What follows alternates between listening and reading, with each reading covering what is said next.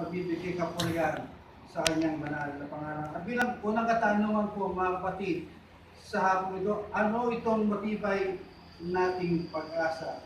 Sabi nga po sa aklat ng Roma, chapter 24 hanggang 25, sapagkat tayo'y iniligtas sa pag-asa. Datapwat ang pag-asa na nakikita ay hindi pag-asa. Kaya't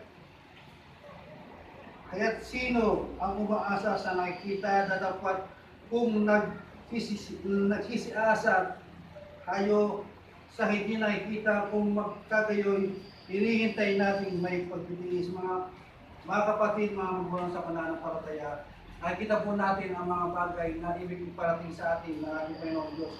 Ang tunay na pag-asa na ating hinihintay sa ating paglilingkuran. Hindi po yung pag-asa na patuloy na nakikita natin sa kanyang grupo nito. Ang pag-asa po nakikita natin yung mga bagay na ating pinapatilik, yung mga bagay na ating patuloy na pinangahawakan sa sanlibutan ito.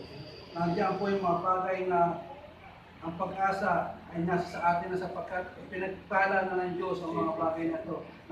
Nasa iyo na ang mga bagay na iyon tinatangkilik sa mga magitan ng pag-asa na ipinagpala sa iyo ng ating Diyos. Ngunit ang nais po ng Diyos sa kung ito ay yung pag-asa natin sa mga bagay na hindi nakikita.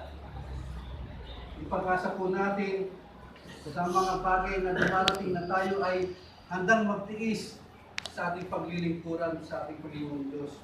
Yun po yung mga bagay na nais ng Diyos na maging matibay sa ating paglilingkuran. Sapagkat nais ng Diyos na makita na habang tayo nagtitiis sa ating paglilingkuran, makikita ng Diyos ang pag-asang darating sa ating buhay sa taktang panahon na ating ipinaglilingkuran sa kanyang banal na pangalan. Nais ng Diyos na ang pananampalataya natin ay maging matatag sa ating paglilingkuran. Nais ng Diyos na ang bawat panalangin nyo, ang bawat pagdulog nyo, hindi man kayo lumuluhod sa harapan para manalangin, hindi man kayo nagbibigay ng pagpapasalamat sa mga walang hanggang kabutihan ng Diyos. Ngunit nakikita ng Diyos ang nilalaman ng inyong puso. Nakikita ng Diyos ang mga bagay na isinasa buhay nyo sa ating paglilingkuran.